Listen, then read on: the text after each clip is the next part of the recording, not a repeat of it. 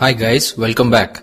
So what we did in the last episode was that we learned what Starling framework was and we created an ActionScript project in Flash Builder. We linked the Starling framework and the stats component to our ActionScript project and we initialized the Starling framework. Today, let's take a look at what we'll achieve by the end of this tutorial series. I am estimating it may take around 3 to 5 more episodes to complete this project. A couple of days ago, I released this game called Hungry Hero on hungryherogame.com. You can play it currently on the web. I'm working on an optimized and a refactored version for devices. So the idea is that you can control a superhero who is hungry and you guide him to fly and eat food items on the screen. Various obstacles fly in from the right side and collide with the hero. There are fixed number of lives and if he takes a hit more than that, he dies. I also introduced 2 special items he can collect, coffee and mushroom. Coffee makes him faster and stronger so he is immune to the obstacles for a little while.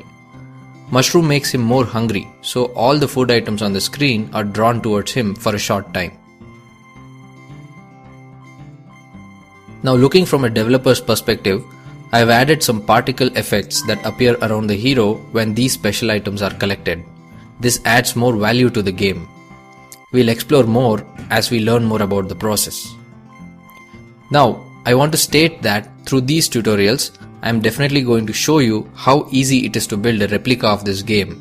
I have provided the assets for this game purely for learning purposes and encourage you guys to use it only for learning and practicing.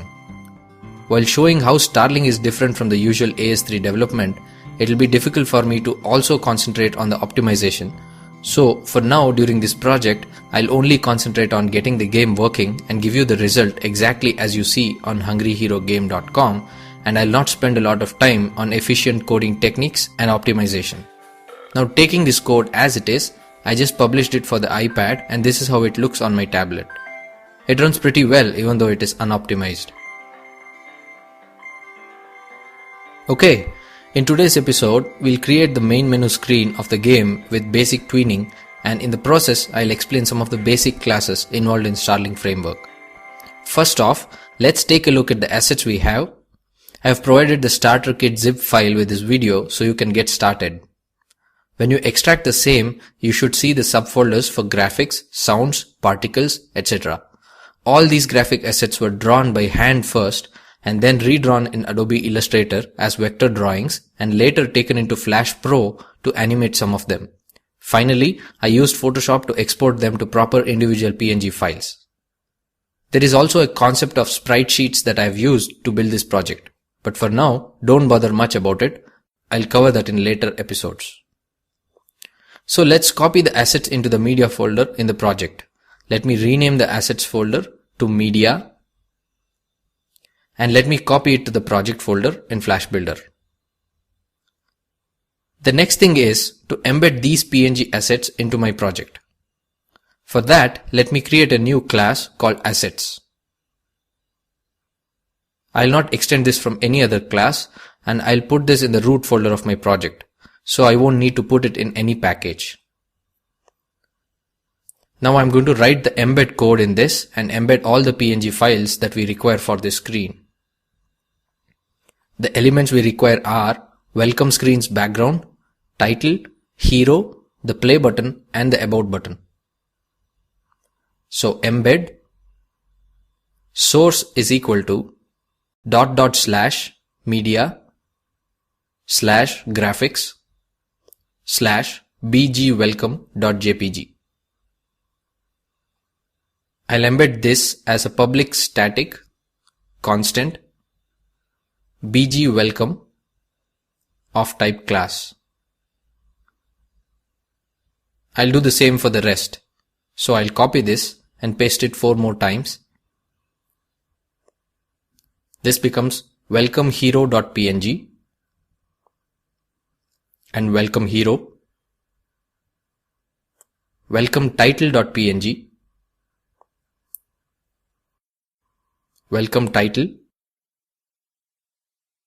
welcome play button.png, welcome play button, and finally welcome about button.png and welcome about button. Now that we are done embedding, I'll define a new method, public static function get texture, and I'm going to accept a parameter name. This will be of type string, and I'll return back something called a texture. Texture is a class in Starling that is used generally while creating any visual objects. So we'll require all these PNG files in the form of textures whenever we require to use them in different classes. So before I write anything in this method, I'm going to create a private static variable game textures, and that will be of type dictionary. Let's also initialize it. Now inside the getTexture method, I'll check if game textures of name that is passed is undefined, then I'm going to convert the requested bitmap into a texture. Now it's obvious that we have imported PNG files in our game and we'll continue to do so. And Starling requires all of these in the form of textures. So we'll need to convert all of these eventually into textures. This texture class has two useful methods we'll be using. One is called fromBitmap, the other is fromBitmapData. These methods convert bitmap and bitmap data objects into textures. Since all the PNGs we embedded are bitmap objects for us, I'll create a new variable var bitmap of type bitmap. I'll initialize the bitmap requested into this, and then I'll convert this into a texture using texture.fromBitmap method. I'll store the converted texture into the dictionary, that is game textures of name. Finally, I'll return the texture back to whichever class asked for it. So to quickly summarize, every time you want to use a texture, you pass a string, and the getTexture method makes a check in dictionary to find out whether there's a texture with that name. If it exists, the texture is returned. If not, a new one is created. We don't want to unnecessarily convert bitmaps to textures every time it is requested. Right, we're done with the assets class. Let's create a new class. We'll call it welcome, and we'll put this in the screens package. We'll extend it from starling.display.sprite class. This class represents the welcome screen that we are working on. Let's go back to the game class and create an instance of welcome screen. Private var screen welcome of type welcome. I'll initialize this in the onAddedToStage method. Let me also add this object to the display list.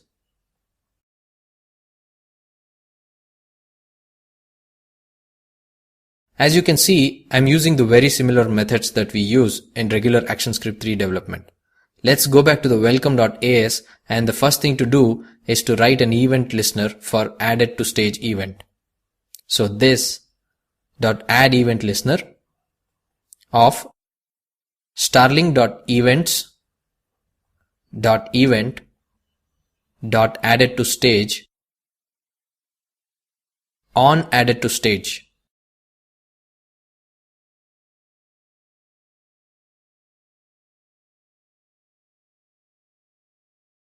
Inside, I'll trace welcome screen initialized. Let me run this. You should now see the game class tracing Starling framework initialized. This we did in the previous episode, and then the welcome.as tracing welcome screen initialized. Let's go back to the welcome.as and create all the objects that are required. Private var bg, that is the background, of type image. Now image is a very simple class in Starling that we use to display simple textures. We'll use this class for title and hero objects too. So private var title of type image and private var hero of type image. Now in the onAddedToStage method, I'll call a function drawScreen. Let me define it. Here I'll initialize these objects. So bg is equal to new image. Now the image class expects a texture as a parameter. So let's request it from the assets class. Assets dot get texture of bg welcome. Let's add the background image to the display list. This dot add child of bg. I'll copy and paste this for the title and hero also. So this will be title and welcome title, and this will be hero and welcome hero. We are done creating image objects. Let's place them properly. So we don't need to specify the x and y coordinates for the background. It needs to be at 0, 0. So let me define it for the title. Title.x is equal to 440. Title.y is equal to 20. For the hero, as you saw, I don't want him to appear in the center of the screen, but I want him to fly in from the left side. For now, till we animate, let's leave him at 0, 0. Before we animate, let's create the buttons. Private var play button of type button. This is a new thing I want to introduce to you guys. As you would expect, button class has different states, normal and down states. It doesn't have the mouse over state because, as I said, Starling is a port of Sparrow framework that was originally created for touch devices.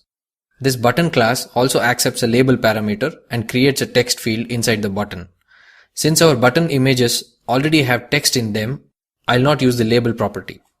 We'll explore it once we explore text fields and fonts. So let me create the second button, private var about button of type button. At the end of drawScreen method, I'll initialize these buttons. Play button is equal to new button. Let me pass the texture for the normal state. Assets dot get texture welcome play button, and I'll ignore the label parameter and the downstate texture as well, as I have only one image for the button. Next, this dot add child of play button. Let me initialize the about button. About button is equal to new button assets dot get texture welcome about button. This dot add child of about button. Let's define the x and y coordinates. Play button dot x is equal to 500.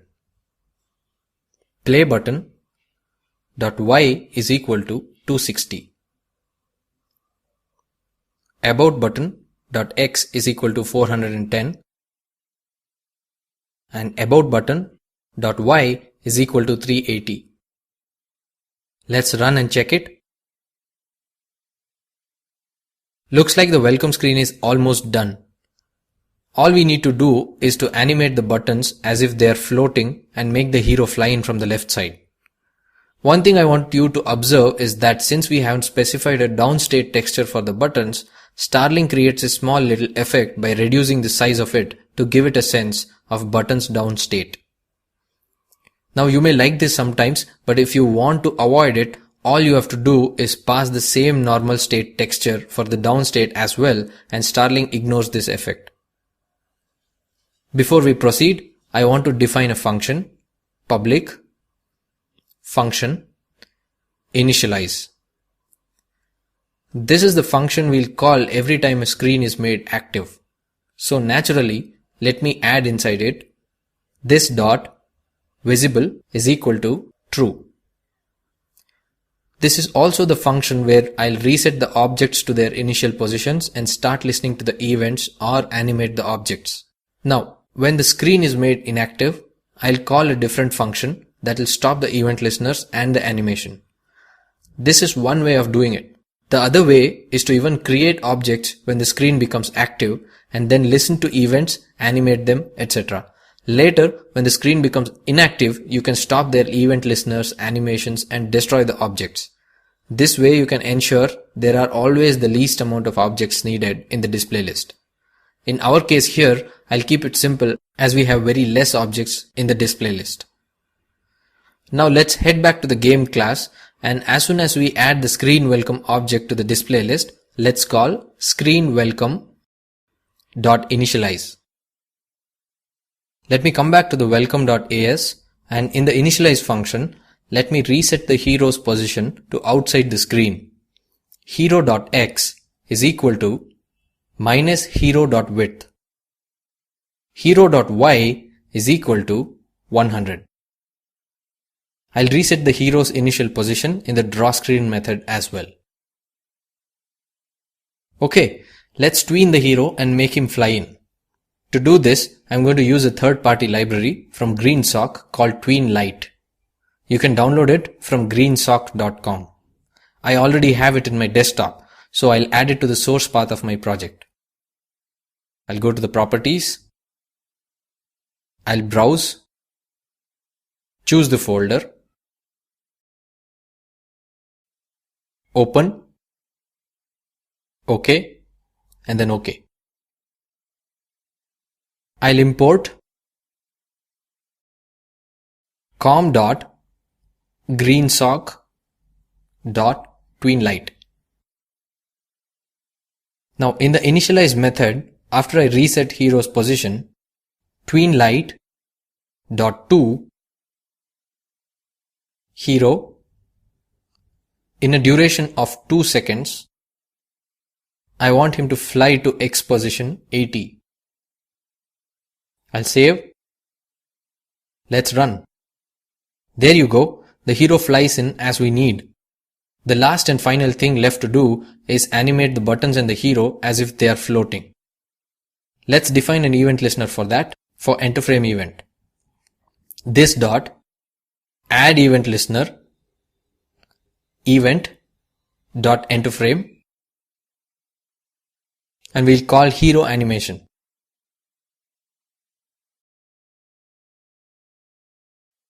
In the hero animation, I'll create a new object of type date, where current date is equal to new date. Next, hero.y is equal to math.cos, and I'll pass the current time, that is current date dot get time. I'll multiply this with a speed value of 0.002 and multiply the whole thing by 25, and I'll also add the value 100 to this math. I'll explain. I want the hero to oscillate up and down, so I use the cosine math function and pass the current time. I multiply it with 0.002, which is the speed value. This value was just about right for the animation I was looking for. Feel free to experiment to see what happens with different values. Later, I multiply this with 25. This is the vertical limit of the oscillation. This means with the addition of 100 to this whole thing, the hero moves to 75 pixels and then to 125 and then back to 75. This happens in a loop, a cos wave. I'll do the same thing for the buttons, so I'll copy this and paste it 2 more times. This becomes the play button and this the about button. I want these buttons to oscillate lesser than the hero. So I'll change the 25 to 10. I'll set the initial position of the play button to 260 and the about button's Y position to 380. Let's run the project. So now I can say we are officially done with the welcome screen. The next thing to do is to listen to the click event of the play button and switch to an entirely different screen, which is the game screen itself. This is what we'll do in the next episode, but for now, I hope you guys enjoyed working on the welcome screen. Do subscribe to my tutorials if you have not, and I'll see you very soon in the next episode of Starting with Starling.